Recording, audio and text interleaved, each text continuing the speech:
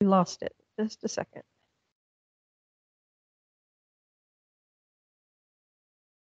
No, I don't. There we go. Okay.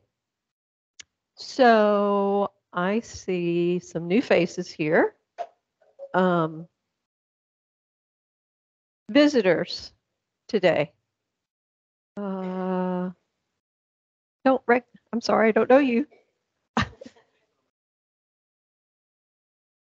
Oh, okay. So Jason with Angleton Parks and Rec, and Jerry Parks and Rec, Angleton Parks and Rec, Abria with Gardner with Angleton. Okay. We know who you are, Bill. And Megan Maynard, Angleton. Here.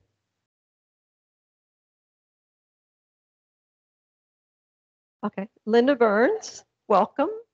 I met you. I'm sorry. Where's your name again?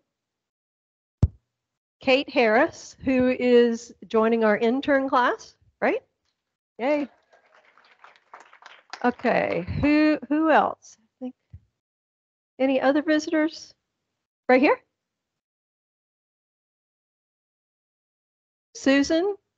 Okay. And you're a friend? Okay. Thank you for coming. And thank you for bringing a friend. Thumbs up. Good job. We got more chairs. Yes, sir.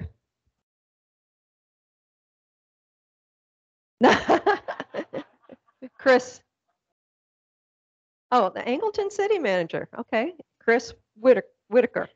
Okay. Thank you for coming. Welcome. Anybody else? Oh, here comes Jimmy and Luann. I see hands pointing back here.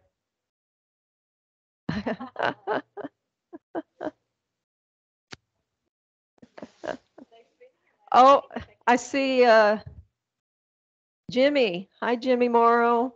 Cindy Vincent's dad came along today. Thank you for coming. Back corner. That's Chris. They were new last time. Okay. All right. Well, thank you all. This is really exciting to have so many visitors and so many folks from Angleton to talk about what they're doing there. Yes, maybe because Megan's our speaker. Okay, so we got, as usual, more stuff packed into our meeting than I probably should pack in, but we're gonna get going here. Okay, the first thing is our certifications and recertifications. John, do we have the handheld mic? Sorry, 1 second.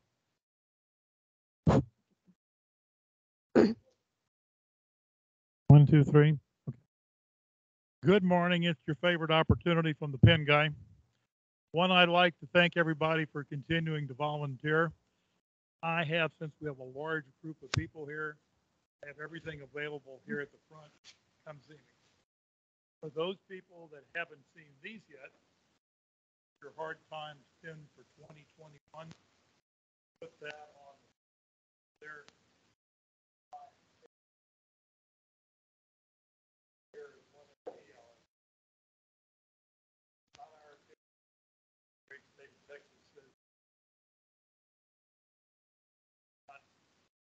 Go ahead. Numbers, and we will have the recognition in a second. But historically, chapter had a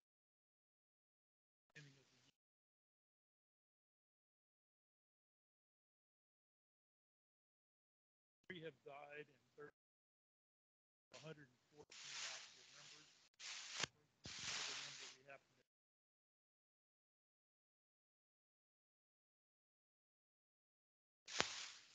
Historically, the chapter started in 2000, 2001 along with several others. And in that total time period, we had 27 members, 2,500 volunteer hours. The second Naturalist was recognized. We have 19 people that have accomplished the National Volunteer Service Award which is not a Master Naturalist Award. It's a federal award. In that category, we have some people that have accomplished that by adding Sea Center hours, even though they're a sponsor. They're not a Texas Master Naturalist program. We have a half a dozen people that probably have several thousands of hours at Sea Center. Those don't count in Texas Master Naturalist time. Maybe that's going to change, maybe not. Yes, in the Presidential Service Award. We have 19 people that have had that recognition. We have 13 people with 5,000 hours, and we have one individual with 10 and the same individual with 15. And if Phil Huxford would stand up so everybody recognizes our biggest hour person. Phil's back there at the back.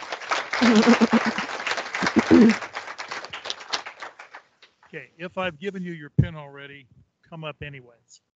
We have these people that qualified and recertified for this end of July in our August meeting. So Cindy Goodrum, Cynthia Grandjean, Herb Myers, John O'Connell, Jimmy Salinas, Luann Salinas, there's an interesting backstory, Sherry Summers, and Roxanne Wakowiak.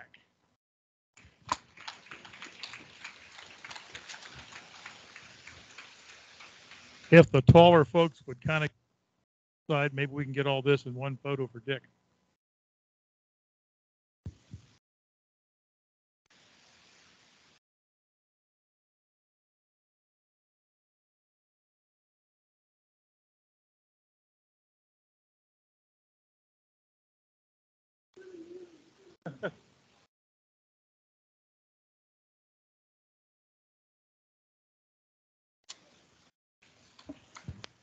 They couldn't.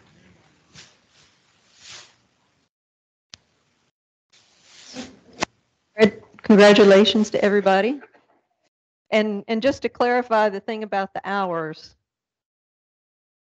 and John, if I'm saying this wrong, you can work at Sea Center, but claim the hours under Texas Master Naturalist, but you can't claim it under the Sea Center codes and have it count towards your TMN, right? Okay. It's one or the other. Okay.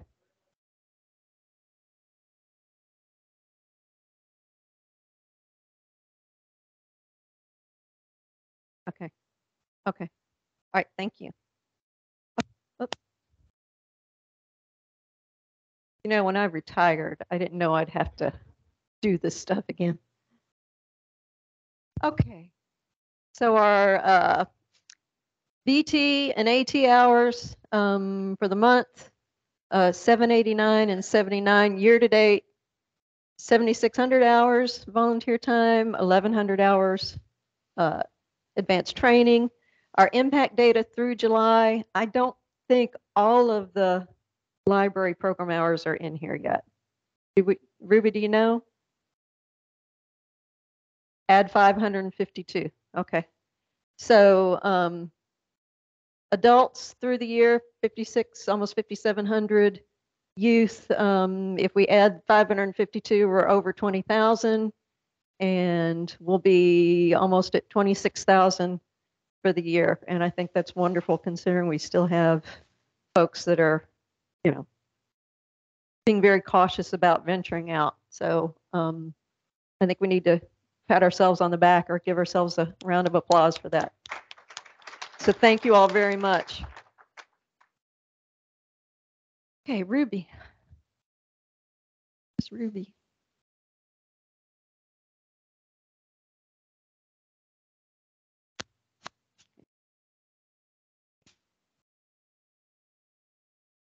Oh, it's not working?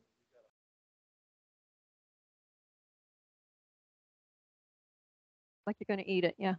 This? Yes. Okay. Talk loud. Use your school teacher voice. Yes. I don't know what you're asking for. We are through all the summer stuff, and now we start with fall. As you're going to find out soon, it's one of our busiest times of the year. I only have one of these today. Enjoy the fact there's only one. We have an event Saturday at the mall. I'm not going to pass the sign-up sheet. Some of you have already volunteered. If you want to come and help us with that, come and talk to me. I'll add you to the list. We'll just do it easily that way. Sometimes we get very confused. Hummingbird Extravaganza, September 17th and 24th. XHX stands for Hummingbird Extravaganza. You know, I didn't know that at the beginning what this was. Extreme hummingbird. Extreme. X. I didn't know that at first. I kept wondering what in the world this had to do with anything.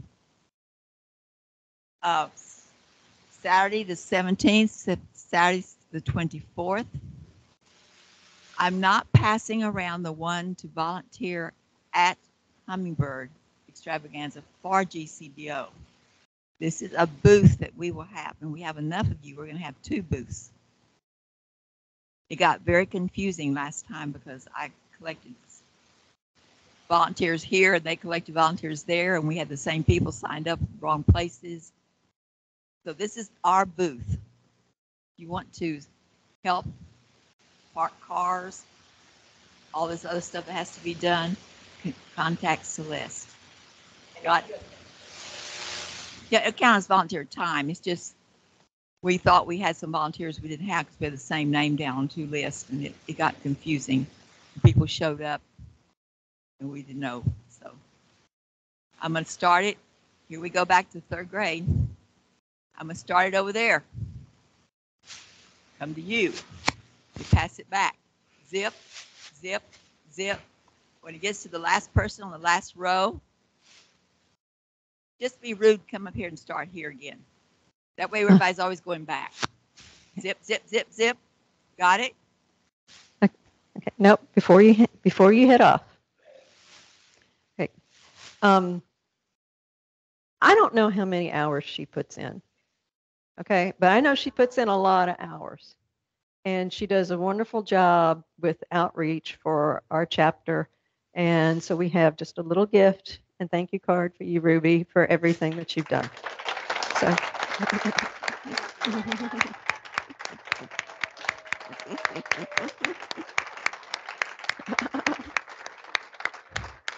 And, okay, for everybody online, everybody is standing up in the room. So you do so much and you've done it for so long. So Don't deserve it, but thank you very much. You're welcome.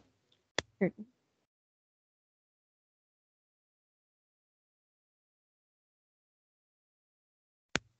Okay, moving right along.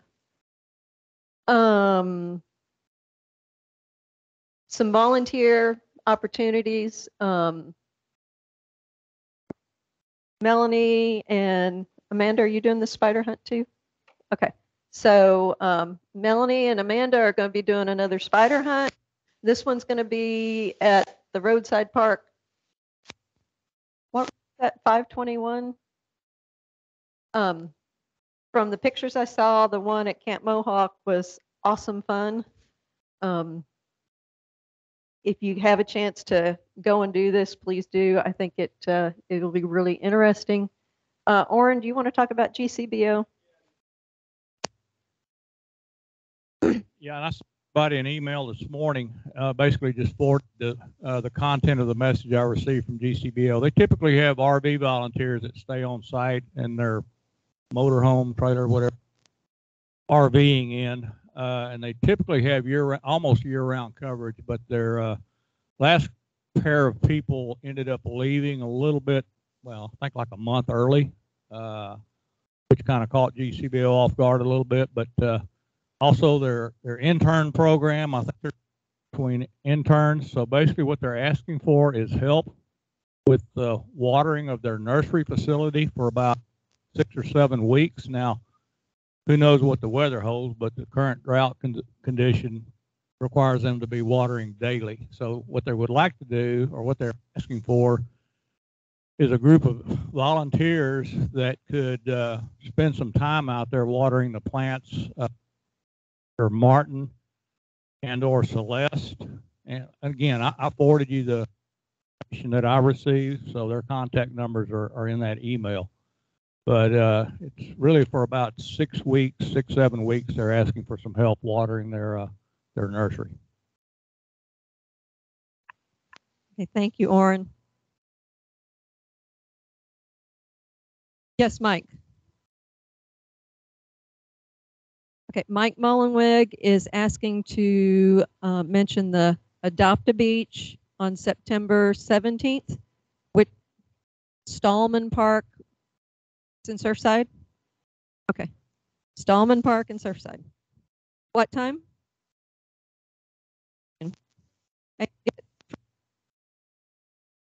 Okay. Thank you, Mike, for reminding us. Okay, Christine. All right. Let me make sure you can hear me here. Okay, so some of you may remember our guest speaker today. She in our intern class, was it 2018? We don't, both of us do not remember anymore, but she went through our intern program, and we are pleased to welcome Megan Maynor.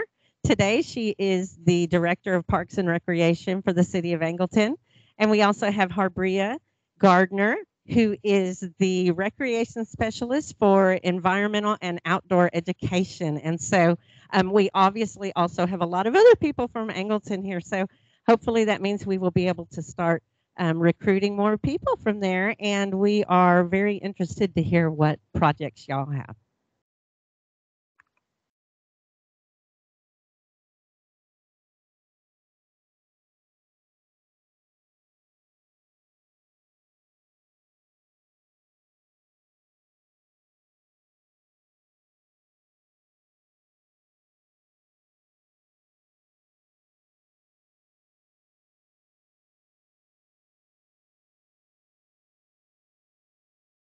Okay, we're going to do questions at the end, and we'll run around with this mic that only kind of works. So, and Megan needs the clicker. Well, thank you all so much for having us here. We're really excited to have the opportunity to present to you. It's nice to see so many familiar faces. I have really developed some lasting relationships here. Bill Alstrom serves on our Parks Board, so we look forward to having him continue to serve. And we have some opportunities, if you are interested, to serve as well that might be coming up. So just to talk a little bit about the department before we get into some of the projects and opportunities that you all might be interested in serving. The Parks and Recreation industry, oh, that's a little light, so I'll try to read some of this to you or just talk to you about it.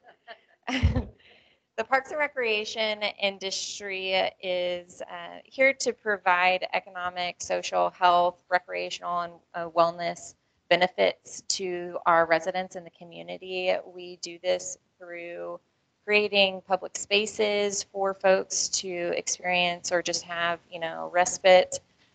We do this through programs, events, and other services that we offer in the Parks and Recreation departments, and even keep Angleton beautiful through these programs. This helps to create a livable community and improved quality of life for our residents, and so we feel just honored to have that opportunity to do that for our Angleton residents. And so specifically our mission and vision is really revolved around creating a well-maintained, diverse, family-oriented environment for our public to improve the quality of life, like I mentioned, and we do this through creating community through people, parks, and programs. So this is just an overview to give you just what our department looks like. So when you think Parks and Recreation, you may just think very literally, oh, those are our local parks and you're offering recreational programs. But it really expands beyond that. We just underwent a reorganization. We operate the Angleton Recreation Center, which is a member-based facility in Angleton off of Valderas. So we have those operations where we have member services, an auditorium, weight room. We see a lot of youth come in there, as well as senior programs. We have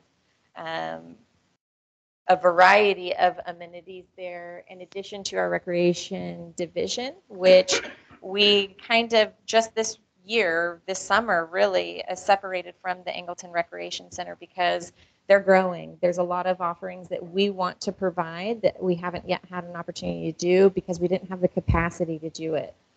So separating these two divisions will really allow us to grow in our senior programs, our outdoor and environmental programs, and youth and adult programs, and really focus on advertising and getting the word out in a variety of ways that we haven't really done in the past.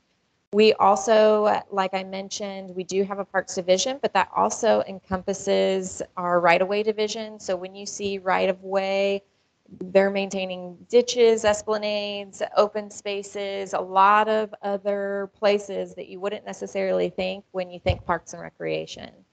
One other division that falls under our purview is Keep Angleton Beautiful. We love this group. They're a commission that's been in existence for quite some time. And these are dedicated volunteers like yourself that really go out and help to beautify the community, reduce litter, improve our recycling capabilities, and just really try to bring art and vibrance into the community to attract people to the community. So again, I'll just go over this a little bit. I apologize, I should have used a darker color here, but this is really just an overview of our operational costs. So like I mentioned, we have several different divisions, parks and right-of-way. That's coming out of your general fund account with the city of Angleton. You also have the Recreation and Angleton Recreation Center divisions. Those are actually coming out of a special fund, which is called Angleton Better Living Corporation. We have used the acronym ABLC, so that's what you see here on this presentation. And that is derived, those funds are derived from our half-cent sales tax. So that sales tax that we bring in, it allows us, affords us to do several projects, which we'll talk about today. It gives us debt capacity to go out for bonds for large projects like Lakeside Park. Again, we'll talk a little bit more about. And then it also is a subsidy to our Angleton Recreation Center operation. So whatever we don't bring in memberships, it's subsidized by our half-cent sales tax so that we can still operate that facility as well as offer recreational programs to the community.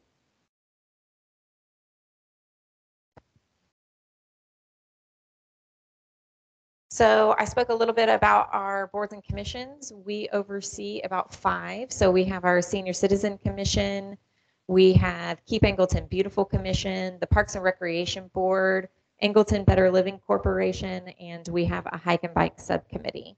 So we have a variety of opportunities where you can serve. As you can see, or maybe you can't with the font, but we have a couple of vacancies. Those were recently, we had a city council meeting last evening that appointed or reappointed some of those volunteers. So we may have very limited vacancies, but if you are interested in getting involved and you are an Angleton resident, please contact me. I have some business cards that I can share with you so you can reach out to me directly. But we would love to see you get involved. Again, Bill has been an invaluable asset to our Parks and Recreation Board, and it helps us stay connected with the needs, especially environmental needs of our community. So just to talk a little bit about some of our projects, I'm going to turn around because these are visual cues for me.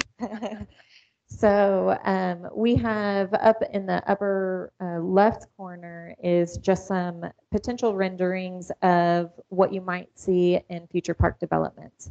So one of the projects that we've done recently or been afforded to do is we've acquired land on the south side of town. Our master and strategic plan, or Parks and Recreation master and strategic plan, had identified that we're really not spreading our tax dollars equitably. And so we're doing some improvements on the north side of town. We've had developments on the north side of town, but we're really, the folks on the south side of Angleton are really underserved at this point with parks and open spaces. So this year we acquired a little over 7 acres off of Cemetery Road, and that has been named Abigail Arias Park from the young lady who had passed away from cancer earlier. I don't think it was this past year, but a couple years ago, but was just really a great representative of Angleton. And so we've honored her by naming this park after her, which has not yet been developed. We do not have funds to develop it at this time, but it's something that we're working towards developing that will be an accessible park to folks on the south side of town. We also have done several different improvements to existing site facilities, including the Angleton Recreation Center. We've redeveloped an outdoor plaza with some of our parks funds. Some other improvements at Bates Park include a new pavilion, which is pictured here as in the center. We have also expanded our disc golf course from 9 holes to 18, so it's a full 18-hole golf course. Disc golf course with concrete pads, signage. It really is. We see every time you go out there, you can almost count on seeing at least a disc golf player, and that's at any time during the day. So we're definitely seeing that being highly used. We have improved some of our lighting at some of our parks and facilities and converted to LED lighting. We have also instituted some solar lighting around Freedom Park Trail, and the great benefit of that is it dims as it's not being used, so you're not just having light throughout the night. So they do dim, it's motion censored. And so we hope to implement that same standard through some of our future park developments and pathways. Speaking of standards, we also recently just approved a park standards manual, which will help our staff. And also, I'm sure many of you are aware we have a ton of developments going on in the city of Angleton. And a lot of them approach us about building a park and what that should look like. And so this park standards manual has helped us establish what those standards are, and so that they're living up to those standards. And we're not getting a piece of equipment that will have no longevity and can't withstand use for a long period of time. So we're really excited about that project being complete and wrapped up. We also are in the midst of an ADA transition plan, which is a federal mandate. We're focusing in this phase on parks and recreation facilities. And so we're excited that we are able to really address all of our deficiencies within our department so we can start addressing those items and making our parks and spaces more accessible to folks. And so that should be wrapping up in October. That's just the plan. The actual rollout of that plan will require funding and will be just several years. We'll be etching away at those deficiencies. We've had some improvements at our Angleton boys baseball complex with shade coverings. Bates Park, we've installed field lighting on field 5. We've had 2 playground equipment installs in the last 2 years at BG Peck Soccer Complex and at Dickie Bates Park. One of which, Dickie Bates, we tried to make it nature themed. We've got a monarch, a stair stepper, and we did that because, and we'll talk a little bit more about, we annually participate in the Mayor's Monarch Pledge. And so we try to assign 8 action items that we'll achieve within that year. And so each year since we've started that, we've instituted a monarch butterfly garden and way station. And so we'll go into that when we talk about Keep Angleton Beautiful projects and how you can participate in that. And we have quite a few projects that I'm sure I'm missing, but what I will tell you is we have a project page. So if you are interested in learning more about our projects or getting involved, this is a QR code. You can pull up your camera on your smartphone if you have it, and it'll take you to that link. If you're not familiar with that, you can go to the Angleton website, which is angleton.tx.us, go to Departments, Parks and Recreation Department, and Park Projects, and you're going to find that same page. And so this link will take you to all of the projects that we have ongoing or are currently under construction. I'll go to the next slide where Habria will talk a little bit about recreation programs. Before we go on to that though, what you'll see at that project page is Lakeside Park, which I'm sure Bill has told me he's informed you of, and we are both so excited about this park coming open to the public. We are anticipated to open to the public this fall, and we don't have an exact date. We've definitely had some material delays, But if you go to County Road 44 and Enchanted Oaks Drive by the new Angleton Christian School, you'll see that the park is going vertical. The pavilion is being built. They have a majority of the trail complete. There's still some great things that need to be done. There's still a lot of work to be done, but it's finally coming to fruition. And so we're really excited about that. And we wanted to take this opportunity today to talk to you a little bit more about the opportunities that will unfold after that park opens. We want to anticipate and be prepared for that with recreation programs, things that you guys want to offer, things that we have in mind. So we're looking forward to brainstorming with you guys and really utilizing this park for outdoor and environmental education opportunities.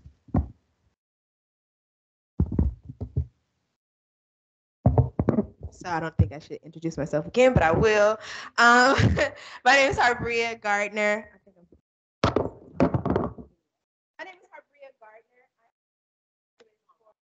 I didn't want to be too loud. I'm sorry, y'all. I'm just naturally loud.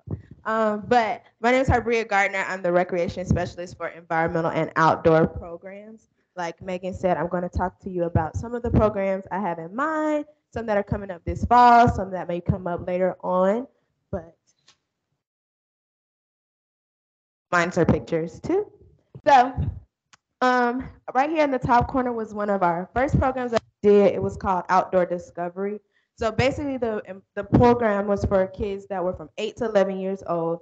I used the Growing Up Wild curriculum or Project Wild curriculum, if you have heard of that, to form this camp. But the intent was to expose them to conservation through different activities. So the kids were able to build a compost jar that they took home. They got to play with crickets. We actually went behind the rec center. There's like a little drainage ditch back there. There were a bunch of tadpoles. They had so much fun with that. So my intent as a recreation specialist, for me as a kid growing up, being outside was kind of taboo. So I wanted to break down that fear of going outside, touching a bug, touching a tadpole. Like you're not going to get warts from touching a frog. But to break down that fear in your mind that being outside is okay. So upcoming this fall that I'm planning to do another outdoor discovery camp. It'll be called S'more About the Wilderness. And my intent is to still use that Project Wild curriculum, but incorporate some survival skills in that as well. So the kids will learn about different tracks, how you can use tracks to figure out where you're going, how to identify tracks. They'll also learn about different like water quality techniques, like how do you test your water, how you purify your water. And then I'm pretty sure everybody, if you haven't eaten a bug before, but they might eat a bug, I hope. They're a good source of protein, but I wanted to teach that as well.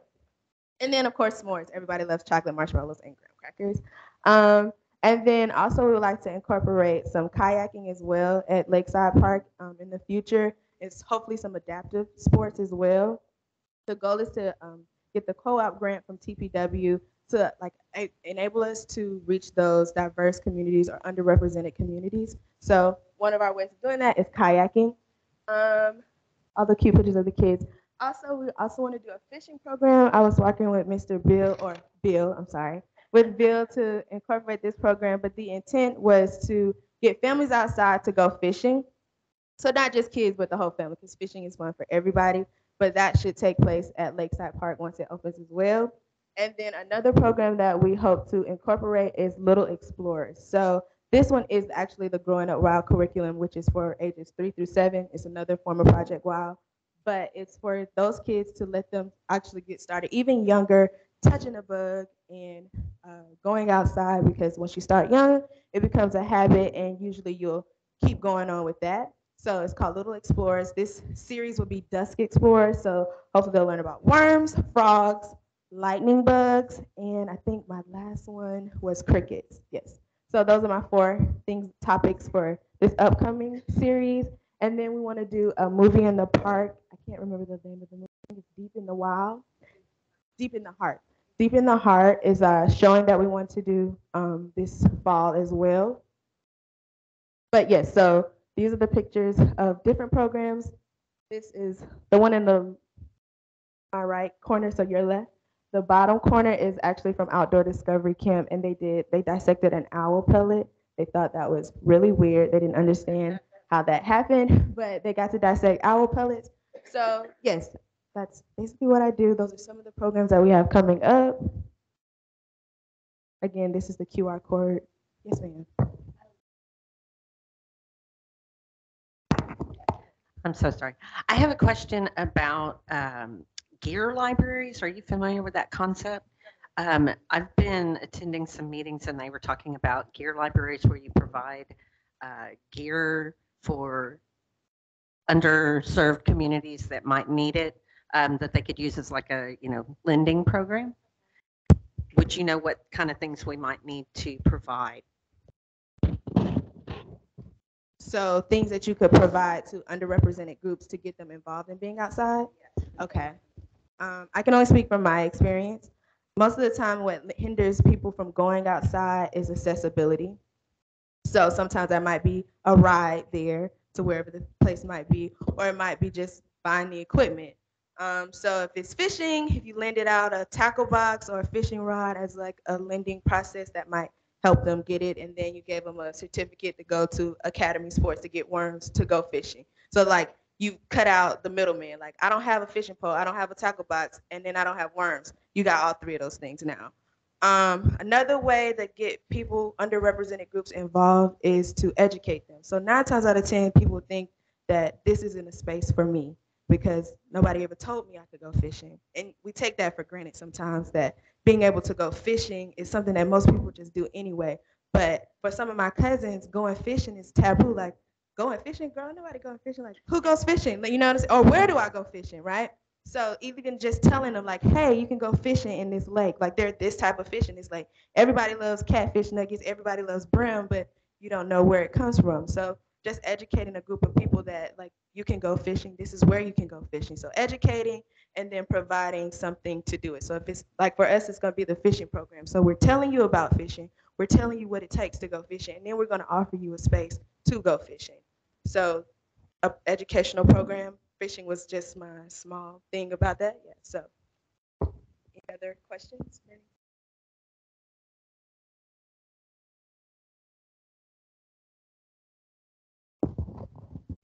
So a little bit about some of our Keep Angleton Beautiful projects and programs that we offer. We'll talk about volunteer opportunities as well.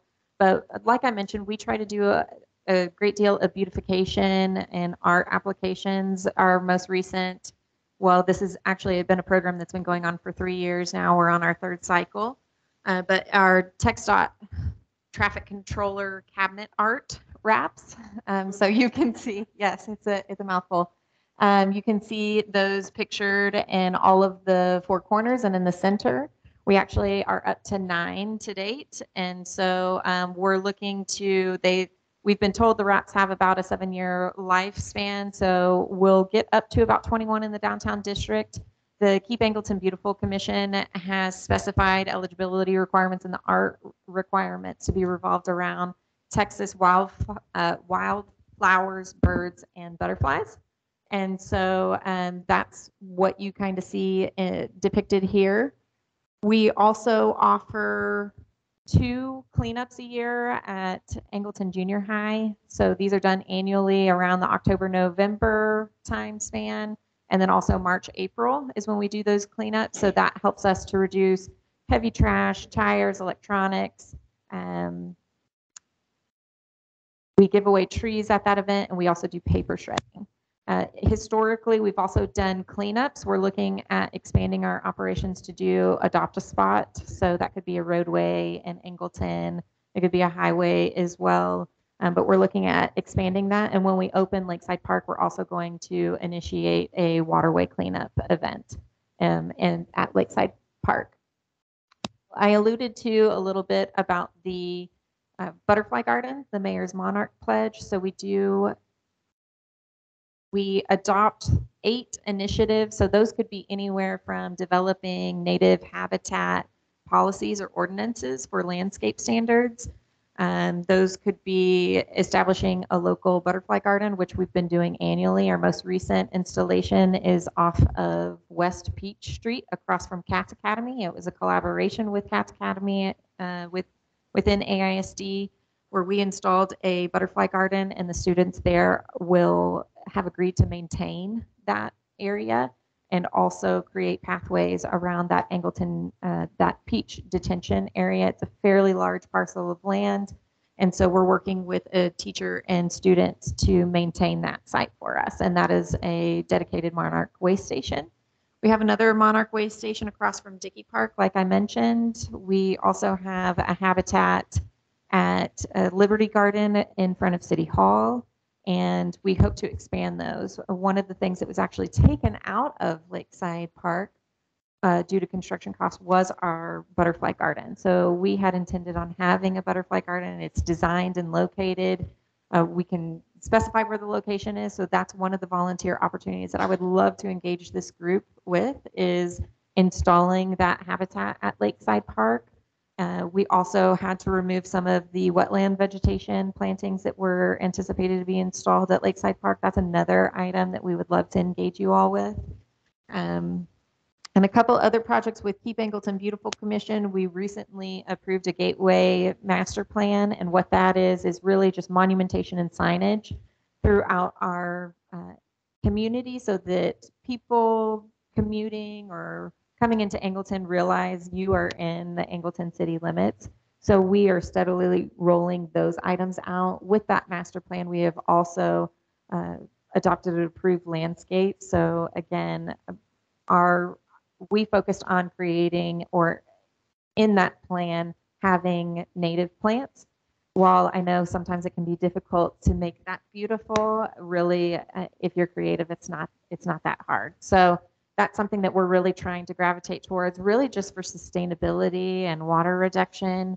And those are some of the initiatives Keep Angleton Beautiful focuses on. So we're trying to push that through policy and just some of our standards that we adopt in Angleton. Oh, a couple other things. We also, like I mentioned, at the cleanups, we do a tree giveaway, but we also do an annual tree planting the first Friday of November annually. We would love to have you guys come out and help our parks crews. We always offer some of our community and commissions to come out and volunteer, but it is typically our parks crews. They're in the trenches kind of digging the holes, planting all the trees, and we minimally do 100. So it is the first Friday in November, so we do Texas Arbor Day tree planting, and we minimally plant 100 trees annually at one of our parks or right-of-ways. And we're doing that. We want to adopt that plan to just really help with just creating a tree canopy within Angleton. Again, you see so many developments coming in, you see the trees coming down. We're trying to mitigate that by adding to what is being taken away. Some other things that we do is we do a National Arbor Day tree giveaway. So we're giving away hundreds in April, hundreds of trees. And with that, we also do a Monarch seed ball giveaway. So we have our senior group come in, and oftentimes with quite a bit of staff. We'd love for you guys to come out and participate in this activity as well if you want to get your hands dirty. But we make several hundred butterfly seed balls to give away with those trees the last or the fourth Friday in April annually. So lots of opportunities to volunteer, and that will take us to the next slide. And Maria, you want to take over some of this? So, like I said earlier, the volunteer opportunities that we have coming up, the Gone Fishing Family Program was the one that I was speaking about, where it would be on a Saturday, and the families would come in. We would go through basically the whole junior angler programming, and then at the end, we'll do fishing at Lakeside Park. Again, all of these days are tentative, especially the Gone Fishing one. The movie in the park. Volunteers would probably be needed depending on where it is, I guess, to assist with the parking, getting people seated, making sure they feel comfortable. We have a popcorn machine, so maybe passing out popcorn. And then the Little Explorers Nature Club, I would really, really, really love it if we could have a Texas Master Naturalist come out and who was an expert maybe on lightning bugs or crickets or worms or frogs. I have activities that I have planned, but if you're an expert on it, you could probably go into more detail and assist me, even spiders. Yeah, I was just talking to Jerry about it. When I heard the spider hunt, I was like, Halloween. But I would love to do a spider hunt. I'm all down. I'm not. There's nothing that I'm too afraid of besides cats. But I'll do anything. But if it's a cat, I might run. But but that was my goal for Little Explorers Nature Club, is to get someone to come and just assist me, even if it's just with planning the program. If you can't come out and speak, I would like to keep it going and do different topics and make it like a monthly thing. And each month we go through something different, a different animal, and even if it's something simple that you usually see every day that people. My goal is things that people are usually afraid of. Everybody's afraid of worms, but worms are pretty cool. And then we have the. Let's see what is this up here. Oh, and then our in-school programming. Oh my God, the most important one. So the in-school programming the intent is to take the programming to the school. So it's to help with the accessibility portion of it. So like I said, usually people don't do things outdoors because they don't know that it exists or it can even happen. So we want to take it to the schools because everybody has to go to school, right?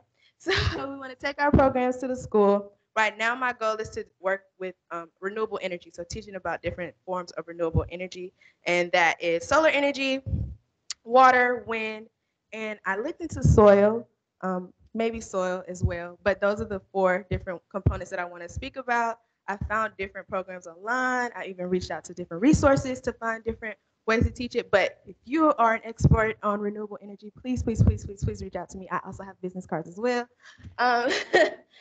And then that is then our bottom portion, our future planning. I would love to do an astronomy club. I've really been looking into that one. I think that would be a lot of fun to do an astronomy club. So if you are any knowledge about astrology or astronomy, that would be great. Art in the Park is another program that we would like to incorporate. So I'm not a journaler, but I do like the idea of writing things down. Like reflection is really important. So we thought to take it a step further and let's draw it, right? So we wanted to host a program in Lakeside Park where someone would come and they would have a topic that they spoke about, right? And then it would be focused for teenagers, so middle school to high school age. And they would come, learn something, and then they would take what they learned and transfer it to Canvas, right? And then at the end of this program, we would have an art exhibit. And not only would they learn something about nature or conservation or being outside, but then they have a chance to put their talent to work. And then at the end of that, maybe we could teach them a little bit about selling your art. So I knew nothing about art till a few months ago. I went to New York. My cousin's an artist in New York, right? And she was like, nobody ever taught me how to sell my art. So even if they learned how to sell their art from this, so like we're teaching multiple different concepts or skills that they could take on and use later on. And then birding club, I would love to incorporate a birding club. I did it before with younger kids, so if you're an avid birder, that would be great too. I'm not super great at identifying birds, but that would be good. And then I called it RCO, but we can definitely change the name. But it's a geology club, so teaching about rocks. I would love to do a geology club. So if you're a geologist, that's your time. But we have a lot of different programs, as you can see up here. There's some that are listed. There's some that are still in my mind. But I would love to have you guys come, help, even give me your advice, your expertise. I'm only 24, so I have not that much. So my experience is that. So I'm always open for new ideas, a new way to think of things, because just like I may see something that you may not see, you see something that I don't see. So please, please, please feel free to reach out to me about that.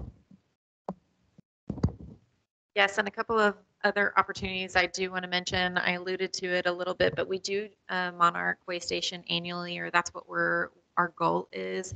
We also have been in communication with several AISD elementary schools. So if you're familiar with Northside Elementary, they do have a habitat at Northside Elementary that they maintain throughout the year.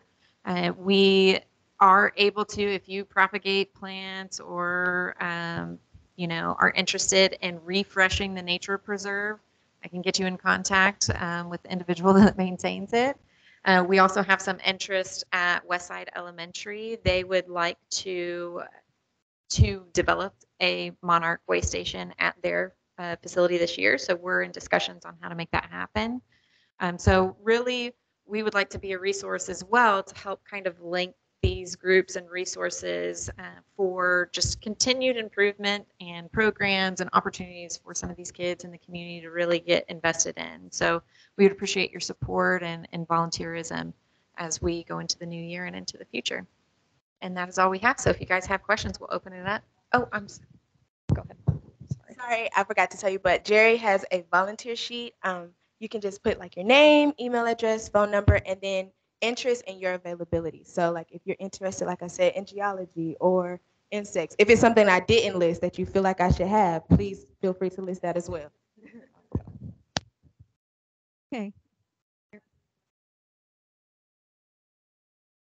Okay, if you have questions, let me get the mic to you, okay? So the folks online can hear. Know what the butterfly seed ball was. Yeah, so the butterfly seed ball, what we do is it's a combination of soil, clay, Texas wildflower mix, and we also do milkweed seeds. And so that's just almost like a arts and crafts day where you're literally getting your hands dirty forming the hundreds of seed balls so that we can dry them in time to distribute them at the Texas Arbor Day, or excuse me, the National Arbor Day in April with our tree giveaway. So we purchase from Wild Seed Farm. There's some other places in Texas. I think it's Native Seed also is another resource that we utilize, but that's primarily who we go through.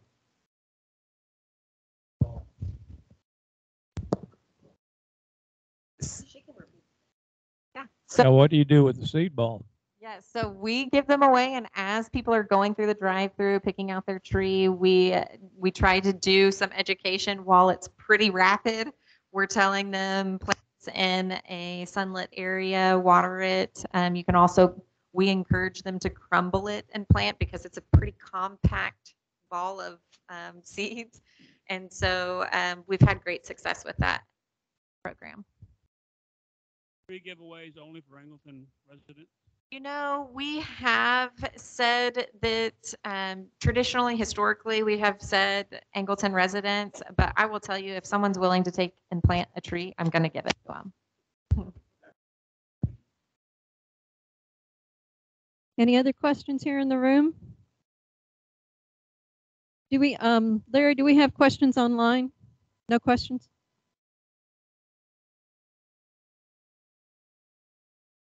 Okay, so from online, Pat would like a list of the opportunities. So if you can email those Absolutely. to one of us and share the presentation with everyone if they would like. yes. Okay, great. Yeah. Well, thank you guys so much for your time. We truly appreciate it, and we look forward to serving with you all.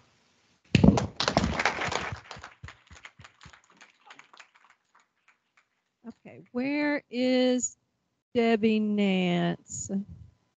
Yes, come here, Debbie. while we're getting switched back over to the other file.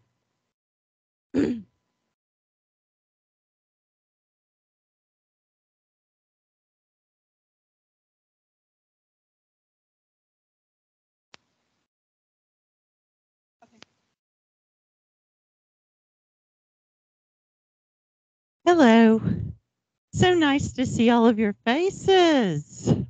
I have on two hats today, and I promise I will not talk forever. That is my weakness. The first hat I would like to put on is the hat of librarian. I have taken the books that we had upstairs and looked through them, cataloged them, discarded some, and I've created a little library upstairs.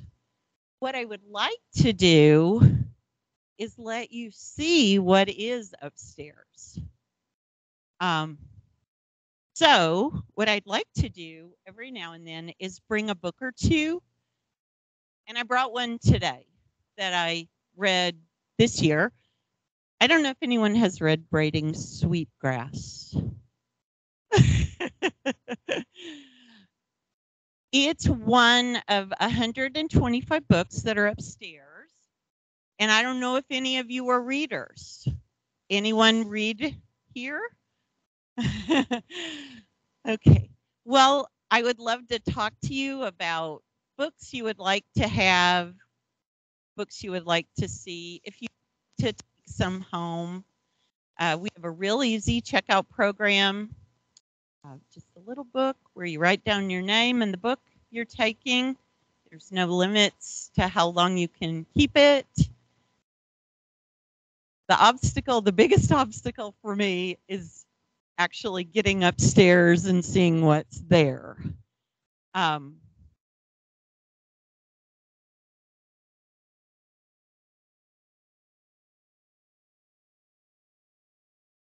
Well,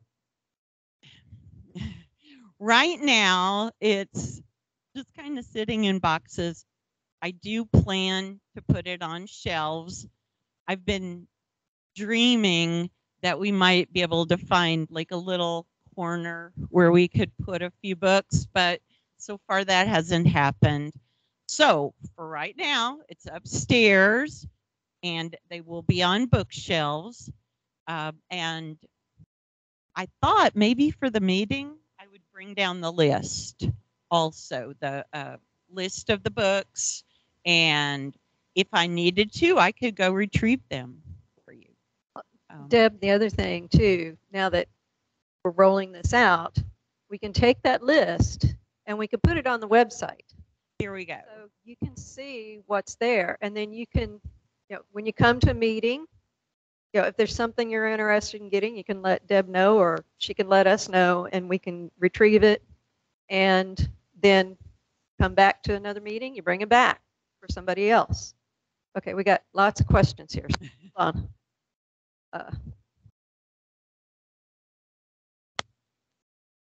Accepting donations. We would love to have donations. Is that what you were going to ask also? Yeah, we would love to have your donations.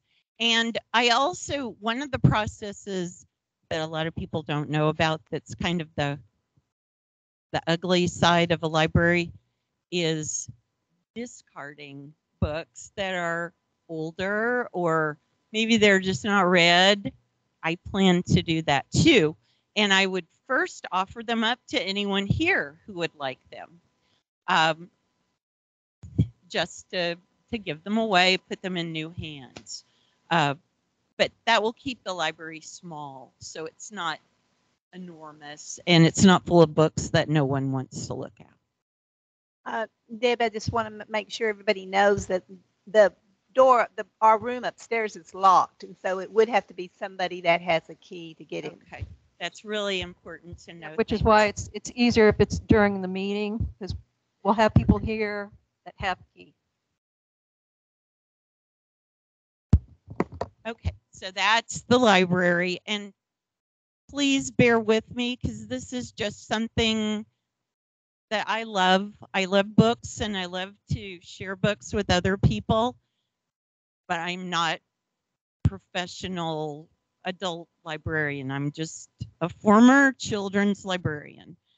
So I'm not an expert, and it's an ongoing process. Right now, if you went upstairs, you would probably be very sad because it's not beautiful yet.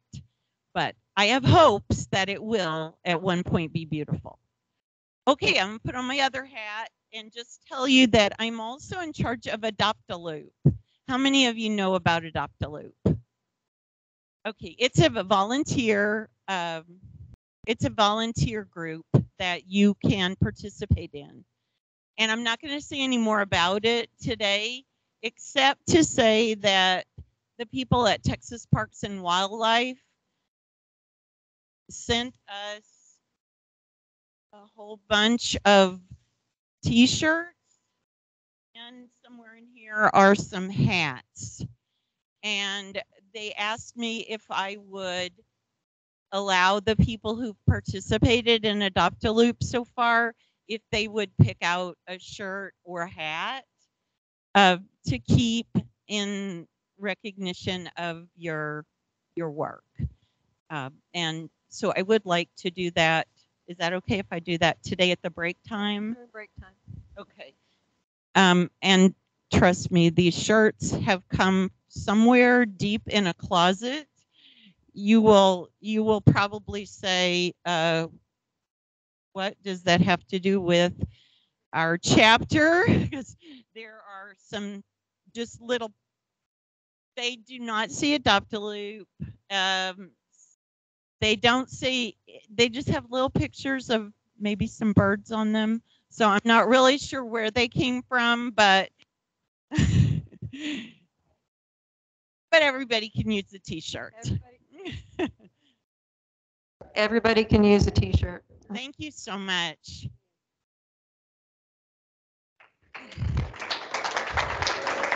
Really close. Really close. All right.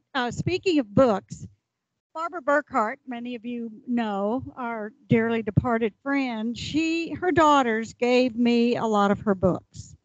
And I've had them in my garage because of COVID and haven't been able to bring them out. But we thought today we will draw 5 names and you can pick out one of these books. So when we call, we're going to have numbers and you can pick out one of the books and go and enjoy it. The remaining ones will go to Deb and she will put them in the library. So we're going upstairs, yes. You know, maybe we could get a cabinet down here. John, I don't know if he's here, but you know, something to make it more convenient. All right, so Kathy, I'm going to have you draw numbers. Pressure's on. Pressure's on. Pressure's on. Okay, so We have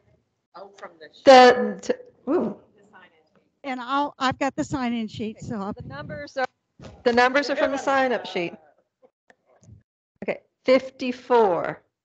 somebody, Lou Ann Salinas, look at you. So just come up. Okay. I'm gonna keep the numbers in case we do this in the future. Okay. Another number. Don't crinkle the numbers, I was told. 18. 18 is No. Kathy Pittman. No. I knew that was going to happen. 19. Who signed in after me? Bill. Hey, Bill, come on up here and pick up a book. That's the way it happens, right? Oops, got you. 29. Sorry. Sorry. Megan, congratulations. Good.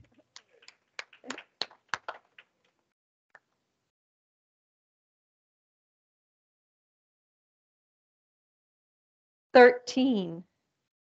13, lucky 13, Tom Morris. Hey. Okay, so it's 4.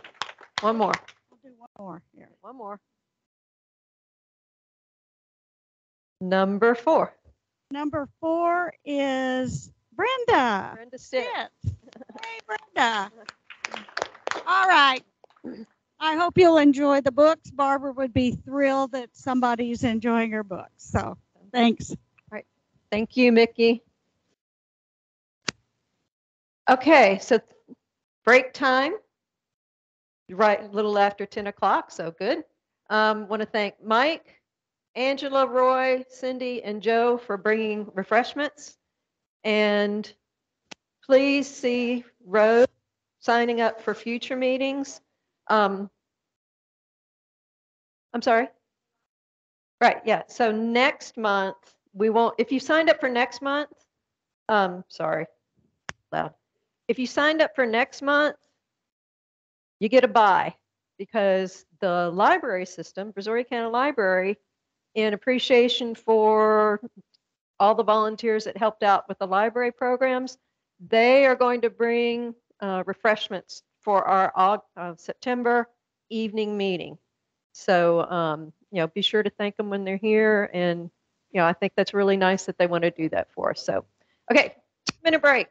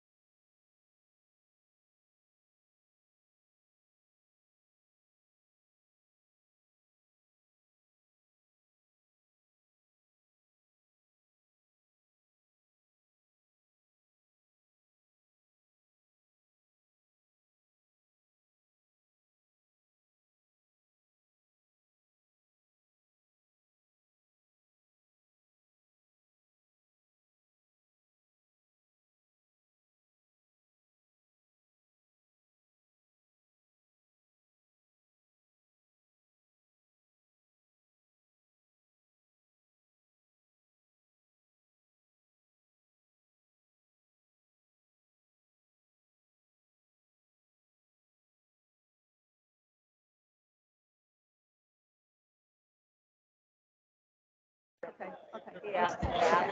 I'll follow up with an email anyway. Okay, guys, oops, sorry, one, real quick.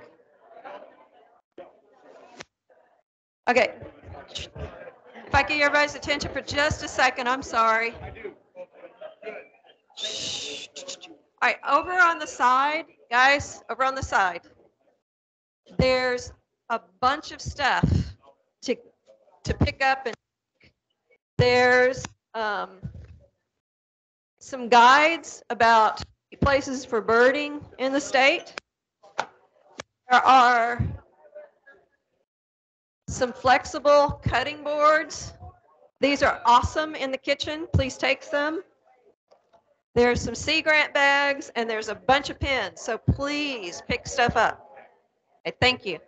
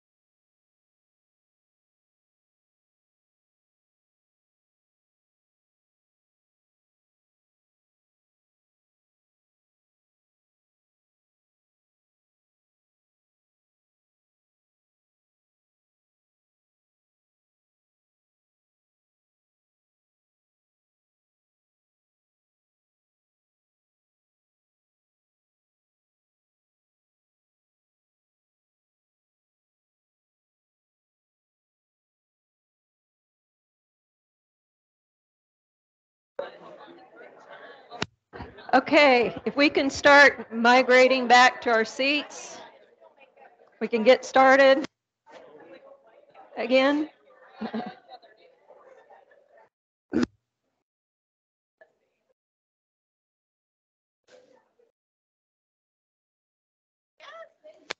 Okay.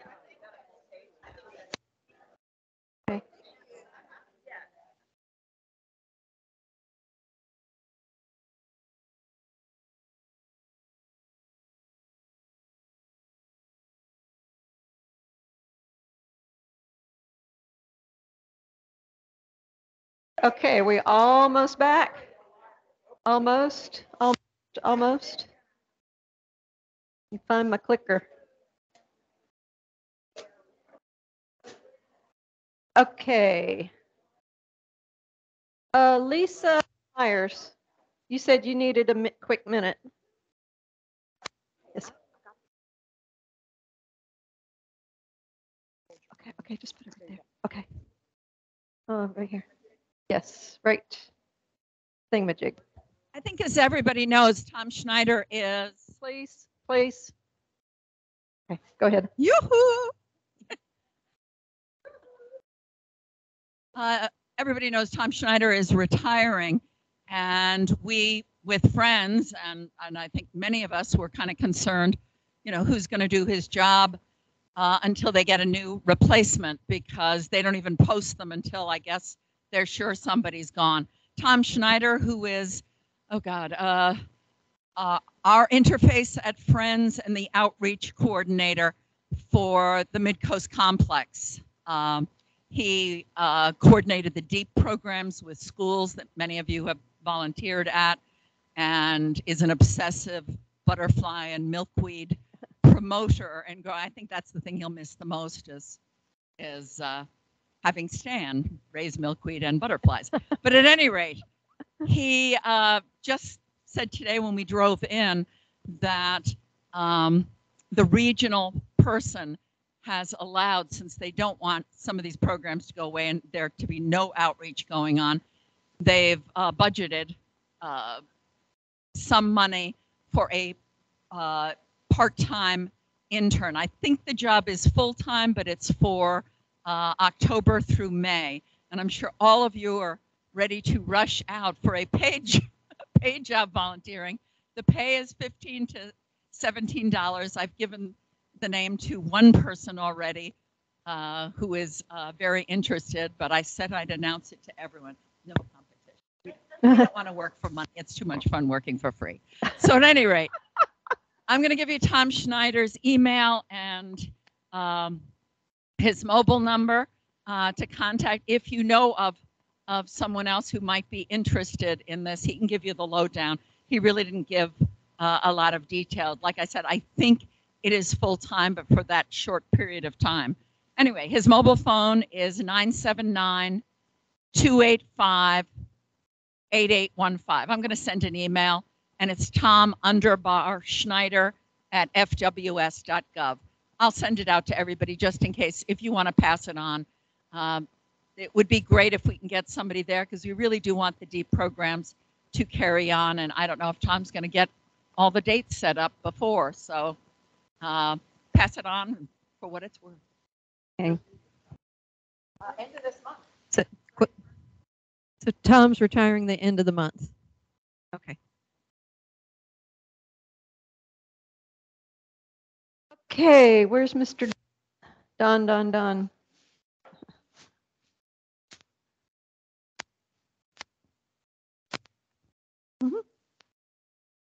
Good morning. As you can see, our financial report is pretty simple this month. Opening balance $12,448.12. Revenues of $324.72. 300 of that, a little bit more than 300, was basically a couple of people signing up for the next next intern class. So that's what the chunk of that is. The rest of it is just kind of our miscellaneous income. No expenses for this month. Last month. This month is going to be pretty heavy. We have probably 3,000 or 4,000 going out this month for a variety of things, and you'll get more of a briefing on that next month. Any questions about this stuff? Thank you very much. Okay, thank you, Don.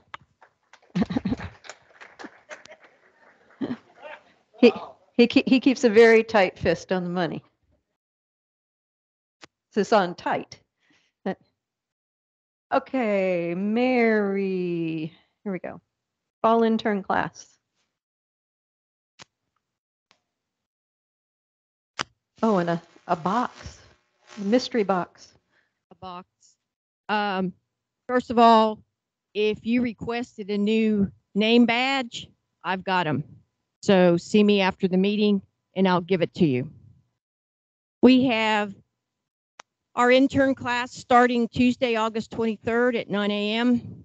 This is a daytime class, standard format, classroom session at 9 a.m., break for lunch, field trip, wherever we're having the field trip. Got 8 people signed up so far, hoping to get a few more. So keep recruiting people, keep the word out there. We've done some advertising in that, so all that's in motion. So please keep reminding people to sign up if they're interested. We are having another Saturday graduation ceremony. We're doing this, gives the interns a chance to invite their families. So doing it at a meeting, we will have it Saturday, November 12th at 1 p.m. So it's on our calendar already. The cost of the class is $150, and that's basically covering just the cost of materials. And I'm still looking for some volunteers for the training team and to assist with trips. We will be setting up the Sign Up Genius to send that out to everybody to give you an opportunity to sign up to help with the class. And just, continue to help with recruiting people by inviting them to our meetings, also inviting them to sign up for the class. We do have, if somebody is financially unable, we can provide some help. So let us know if you run into that situation, if that's the reason somebody is not signing up. We want to give everybody the opportunity to attend. So wear your gear, let people know who we are. And if you ordered a name badge, see me. Okay, I've got them. Okay, thank you, Mary. Y'all put November 12th on your calendar, okay? And come out and, support our interns as they're doing projects, right, Mary? Okay, so they'll be doing their project presentations just like all of us had to do.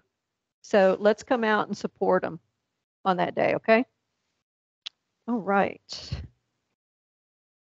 Okay, state conference. Connie's not able to be here with us this morning, but state conference is, been talking about it for months, but it's here in Houston, October 20th to 23rd.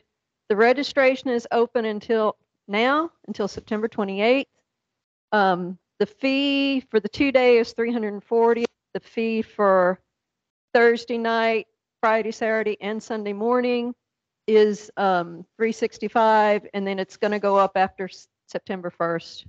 The chapter, kind of like we did last year, we're going to offer scholarships. So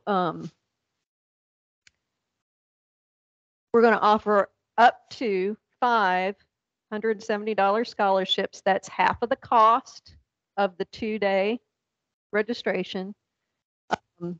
We will give preference to folks that are signing up to volunteer at the help desk. So I don't know why this is cutting out. Basically, we're going to put your name in a hat. If you're signed up to volunteer, you get your name in twice. Now that doesn't mean you can win 2 scholarships, sorry. But if you're on the fence about going because it's expensive, send your name in. I put Connie there. That's wrong. It's supposed to be Mickey. She's writing it down over there. We will send out an email with dates, but basically submit your name. If you've got a financial hardship, you really need it, let us know. Okay, if you want to attend, but you can't afford it, let us help. Okay, or if you just want to put your name in, put your name in. We will, if you can email us no later than I think we said Monday the 22nd, and then we will turn it around in a couple of days. That gives you, a few more days, like about a week, to register. Now, this will be a reimbursement, so it means you have to register, you have to attend, and then we will you would fill out a reimbursement form with Don to get your money later. Okay, and again, it's not Connie, it'll be Mickey, but it's there, and we'll send it out in an email too. And we're going to submit the spider survey as our chapter project this year. Is Melanie not here today? She might be remote. Okay, so anyway, Amanda, is she still looking for some help? I know Sherry was going to help with the filming and stuff. So anyway, if you're willing to help, go on some of these spider hunts, join in the fun, and that'll help Melanie out. And there's other contests too. There's photo, there's art. I think there might be a video one, but I think that's like a chapter video thing. If you're interested, go to the state website, do the pull down on annual meeting, and they have all the rules and dates and everything there. I know we have some artists. I know we have a bunch of photographers in here. How cool will it be to sweep it?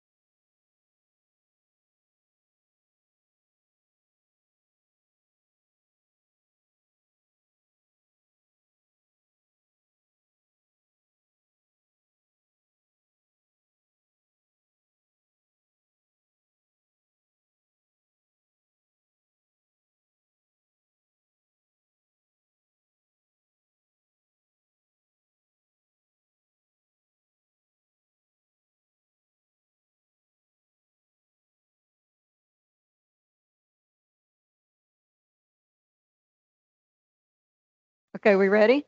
Is back? Okay. All right, thank you.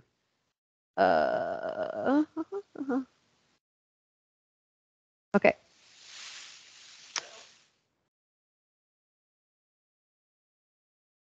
That will be, so that's instead of the meeting. Okay. That typically our fall field day has been in lieu of a regular meeting.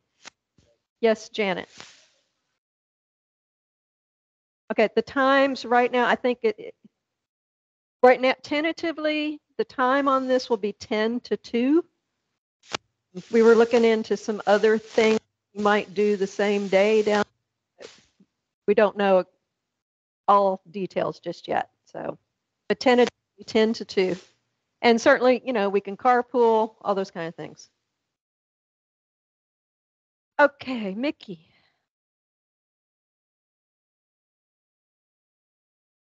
I've decided I'm the fun person. So I wanted to do some fun things. We volunteer a lot, we work really hard, and we have been, you know, at home and kind of isolated. And there's a lot of the interns that over the last couple of years I don't even know yet. So we wanted to plan some fun things, and I have a really great committee. We met and we've come up with a couple of things that we're going to do. On November 9th, we're going to, at the meeting, we're going to have a cookie contest, and we'll send out, since it's Thanksgiving, you know, we'll maybe have Thanksgiving cookie theme or something like that. So on November 9th, which is our meeting, and so you'll bake your favorite cookies, and you don't have to make, how many people we have today? 58? You don't have to make 58 cookies. We could break them up or whatever, and we'll have a contest. Also in November, we'd like to have a family picnic, and I'm going to ask John and we'll send out a little survey to find out if you want to have it during the week or if you want to have it on the weekend. So we'll send a little survey on that, and it'll be the kind of thing that we probably provide some meat or whatever, and everybody brings potluck, and we get to meet maybe spouses and or kids or grandkids or whatever, and have a little family picnic. Some ideas that we have for some future events is, in the past we have done, I think it was a gumbo cook-off or a chili cook-off. We're going to do that. In the spring, we're going to have Pie Day. I forgot the date on that, but it'll be in the spring. So we're going to have a pie contest. Yeah, 3/14. Okay. So we'll do Pie Day on our meeting, whatever that is. March 14th is Pie Day, and that's P-I. Everybody knows that, right? We're going to look at doing a tour of the Atwater Prairie Chicken National Wildlife Refuge. Some other ideas were to go to the Wall Bridge Bat Flight in Houston and maybe combine that with something else up in Houston. Tom Morris is he's already set up a date for the Whooping Crane, February 15th. So put that'll be a boat trip, and it's on a Wednesday, and we'll go down to, is it Rockport? Yeah, Tom, is there a max number of people? Well, the first 30 would. It's first 30 people, and the cost is, I don't remember, about $55 or $60. So if you haven't done that, it's a great trip. It's really a lot of fun. That's the week after our meeting. Yes. Another idea might be a Azalea Trail tour and wildflower viewing. We might combine that with make it a whole day and do the Wall Bridge Bat Flight. Looking at networking with another chapter for something fun. And then I had offered my house for wine and cheese on the river. I live on the river, and we've done that before, and it would be a lot of fun. And I want to thank Ed Barrios. He has agreed to have the Hog Wild party in December, which is, yay, it's back. And the cooking crew, which I think Roy, Morgan, and Marty, and those folks. I think Phil is on board to kill a pig, and that will roast. So we'll have that after our meeting in December, whenever that day is. Anyhow, that's some fun things. If you have ideas, something you'd like, please let us know. Let's have some fun along with, and I think volunteering is fun, but along with all the volunteering that we do. So it's good to see so many of you here today. It's just great. We have 58 people here today. Great. Thank you, Mickey.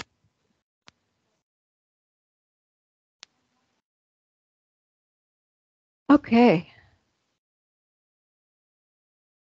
Okay, so home stretch here. We're almost done.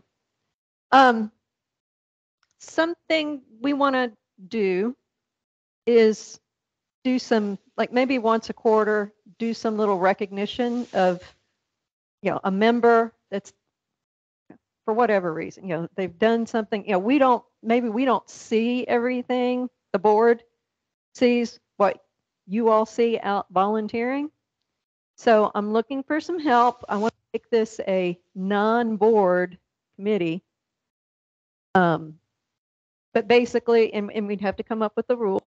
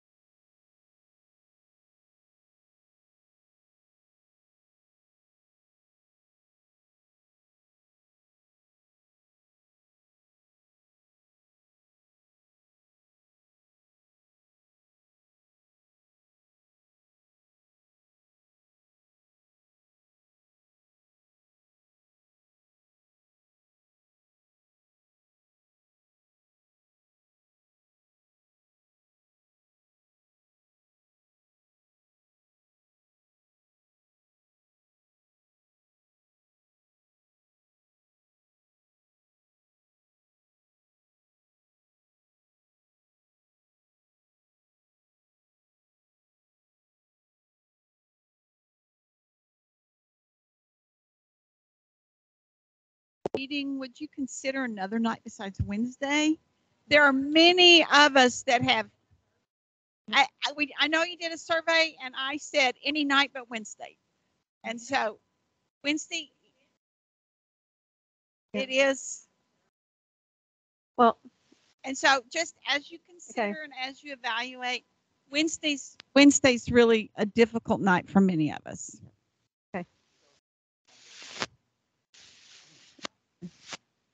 Okay. So yeah, the comments for Wednesday night is a bad night and it's church night. Hi, this is Amanda. I transferred to this chapter a few months ago. I'm class of 2017. If we didn't have alternative times available in my chapter, I would not have been able to join. I did work until last month. I was a full-time employee, and so I wouldn't have been able to even come today if I had a job. So, you know, I am one person versus if 100 people say that they like Wednesday at 9 o'clock, then fine, I'll catch it on the recordings in the evening, but that does exclude a large part of the population who would be working Monday through Friday, you know, 9 to 5, and might actually volunteer. I've been a very active volunteer for decades and only just recently joined Master Naturalist because for a lot of years I sat on the sideline thinking, oh, I'm not going to be able to do that. I don't have time to do that. And one of the other volunteers finally broke it down about, oh, well, we do it on Saturdays, so you can come. And our meetings are on Tuesdays, so you can come. And it was easy then. But if you restrict it to a very specific schedule that only some people can come to, which I suppose any day is going to be like that, you are going to cut a large part of the community out. And that's all. Just wanted to let you know I really wanted to join, but for years I didn't because I didn't think I could. Thank you. The other thing I want to add is in addition to the virtual classes I did, I also scheduled 2 spring classes. And we just did not have the interest for those classes to go forward. I think one class I had 3 people, the other one maybe 4. So we tried that too. So this fall class that I have about to start in a couple weeks is actually the 6th class that I have scheduled. And so we've tried different things also to recruit people. Okay, thank you, Mary.